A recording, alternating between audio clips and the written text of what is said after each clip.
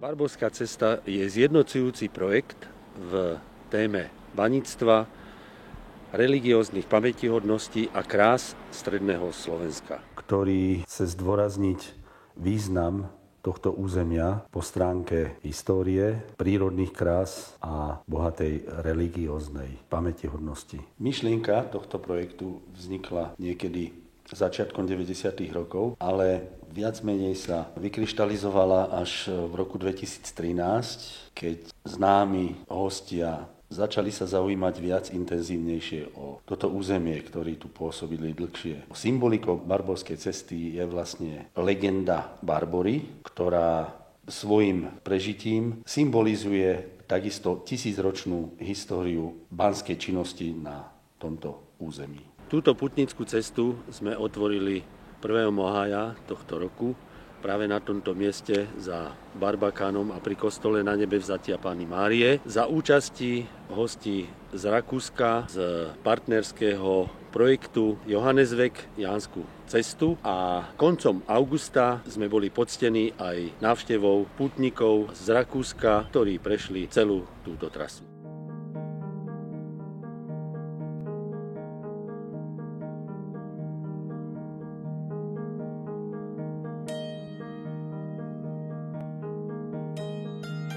Samotná cesta Barborskej cesty je v symbolike svätej Barbory, ktorá má medenú korunu a tá nám zvýrazňuje medenú slávu okolí Banskej Bystrice.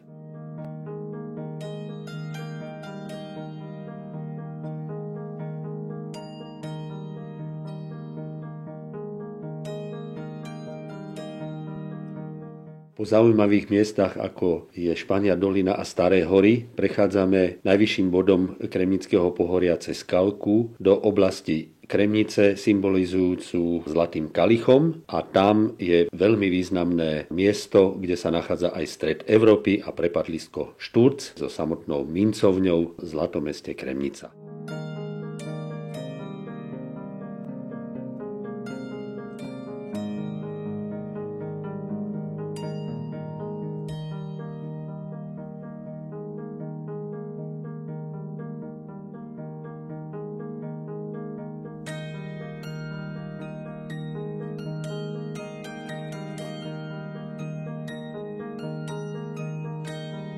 Ďalej cez údolie Hrona popri hrade Šašov sa dostaneme do veľmi starých kúpeľov Sklené Teplice, preslávené aj obdobia templárov.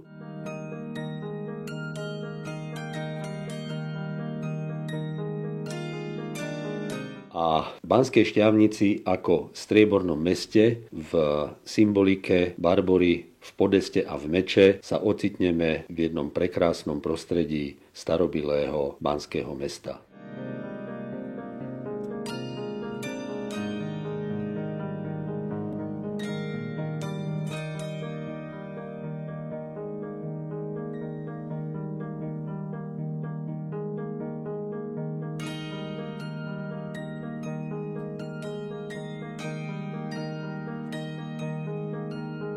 Ďalej prechádzame po kontúrach do Zvolena, ktorý je takisto veľmi historicky poňatý aj významnou najväčšou ruinou hradu Pustého, kde je nádherný výhľad do Zvolenskej kotliny aj po okolitých horách.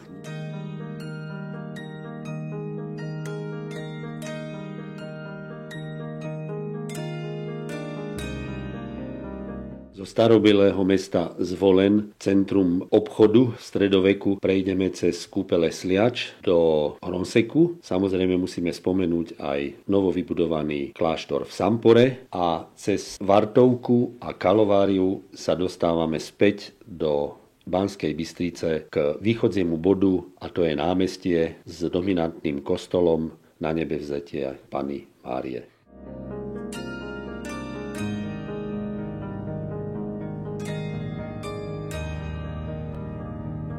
Projekt Barborská cesta sa mi od začiatku veľmi páčil, pretože vyzdvihuje to naše stredné Slovensko, teda ja som stredoslovák, takže trošku ako lokál patriota sa ma to veľmi dotklo a je to veľmi príjemne vymyslené. Wenn das jemand vorhat, eigentlich einen leichten Rucksack, denn die Ernährung, das Essen und alles ist am Weg, das wird einem gastfreundlich bereitet. Und ansonsten kann man sich auf gute Markierung verlassen. Und ich glaube auch, es ist gut, vielleicht in kleineren Gruppen zu gehen oder auch wenn eine große Gruppe ist, gemeinsam gehen macht einfach irgendwie stärker.